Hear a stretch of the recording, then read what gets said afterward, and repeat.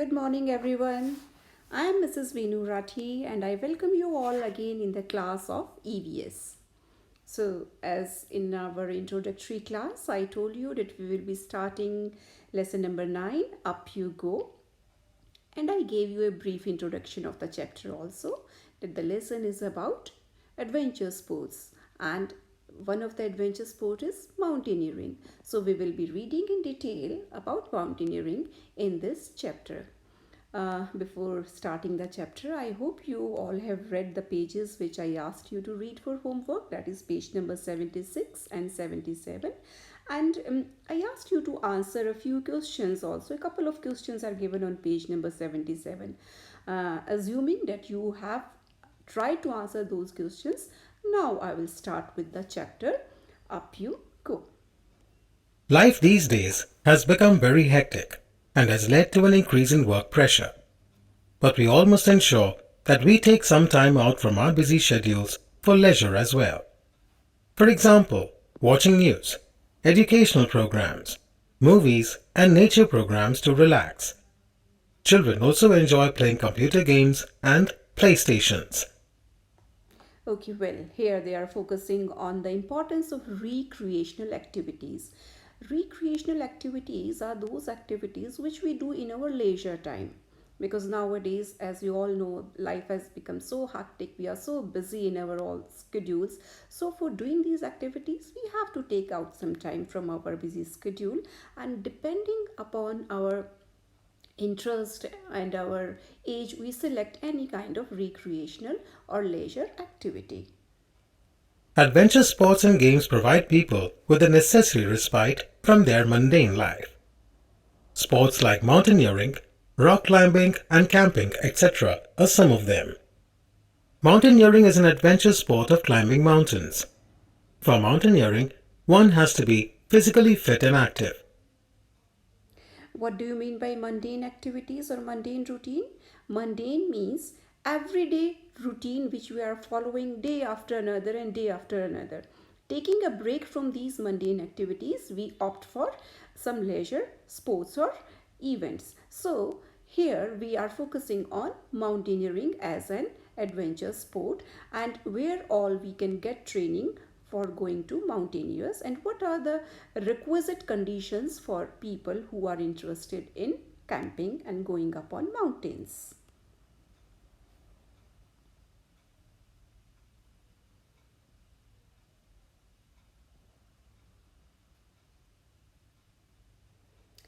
Well, you can see here what all is happening. When you go for a mountaineering, you are supposed to make some groups, and in those groups people from different states are you can meet people from different states, and you have to mingle with them. You have to gel up with those people in order to continue with your mountain with your expedition. So they are from different places, they speak from different languages, and one leader is also selected from this group. Let us read some pages from the Diary of a Mountaineer. Sangeeta Arora is a teacher in Kendra Vidyalaya, Shalimar Bagh, Delhi.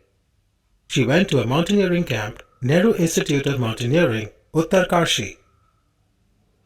So in the coming video slides, we will be reading up a few pages of Sangeeta Arora, who was a mountaineer. She wrote a diary, and through her diary, we will come to know about her experiences. 2nd February 1984. She was very excited about the camp, and as they had 26 kilometers of walk the previous day, her legs were in great pain in the morning. She went to meet the director, Brigadier Gyan Singh, to take an excuse. Instead of excusing her, he made her a group leader. So who was the director of their group? Brigadier Gyan Singh. Because she was going with some excuses of not climbing the mountain, so she was made a group leader, and being a group leader, she was to do certain responsibilities as mentioned here. She has to, along with other things, she has to find a good place to stop and rest and look after someone who is not well. And as a leader, she is to be ever ready to be punished in case anyone in the group has made a mistake. So, mountaineering camps are not only fun, there is a lot of discipline too. I like this thing that even if somebody else has made mistake, you are supposed to get punishment. Really funny.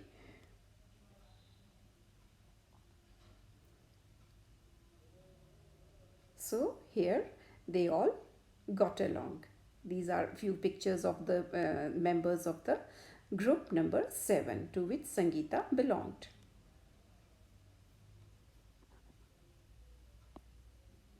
They had to cross a river also after a few kilometers of track.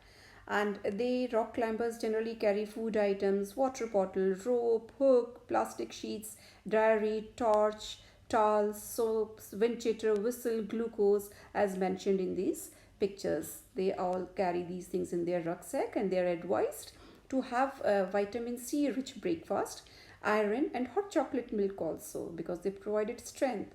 And it is natural that there would be a regular medical checkup of these mountaineers every morning.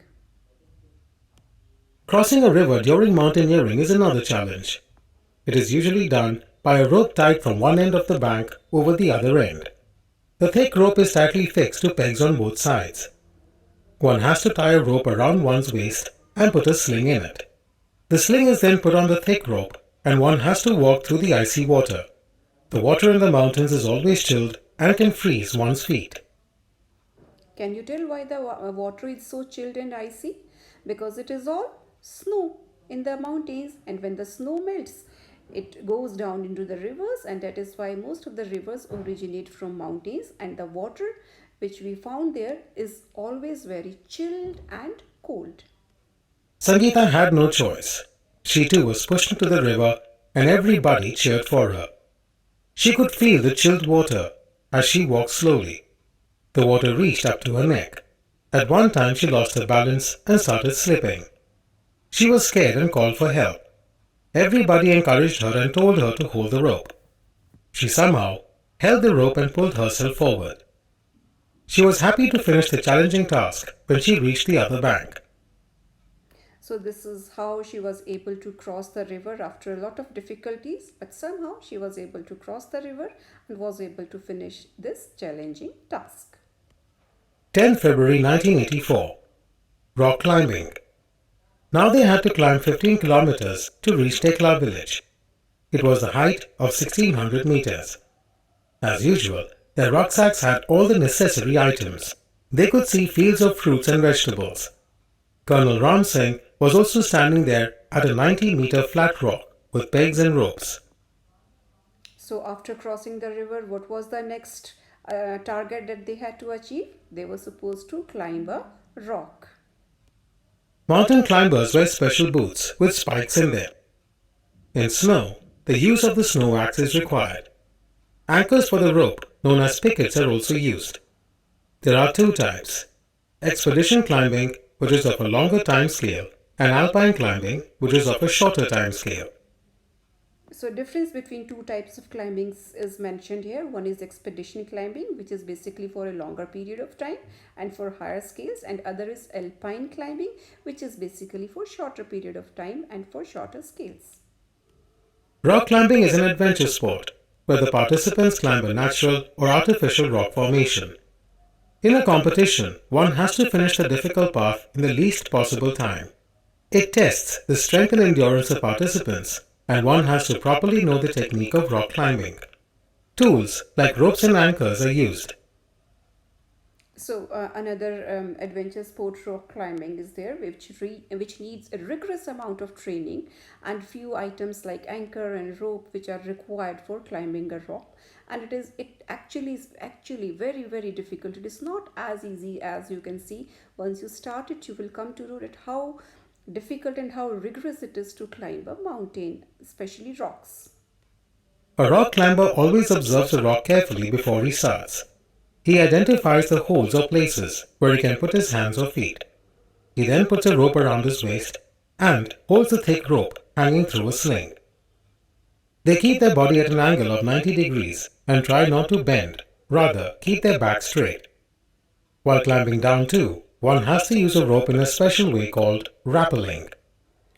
Okay, so this was about rock climbing, how they have to keep their body at an angle of 90-degree, how they have to tie slings and ropes along their waist so that it protects them from falling down. And what is rappelling? Rappelling is a special way of climbing down a mountain, climbing down a rope using climbing down a rock using a rope. This technique is called as rappelling. So this was all for today's class. We read about rock climbing. We read about how how Sunita was able to cross a very difficult river. Also, what all things are required in their rucksack bags and what kind of food items they need to carry with them, why medical checkup is important for these mountain areas. So this was all for today's class, students. I would like you to go through this video once or twice so that you are able to understand all the things, and if you come across with any problem, kindly take your doubts in the evening classes from your teacher from 5 to 7. And for today's class, what you have to do is you have to answer a few questions given on page number 80 under the heading Find Out and Write. Try to answer those questions in book itself. And apart from that, read page number 81 and 82. A funny incident is mentioned here. So come prepared by reading these pages. And if you find any difficulty while answering the questions or while understanding this video, kindly ask your teacher in the evening from 5 to 7. So that's all for today. We will meet in our next class. Have a good time.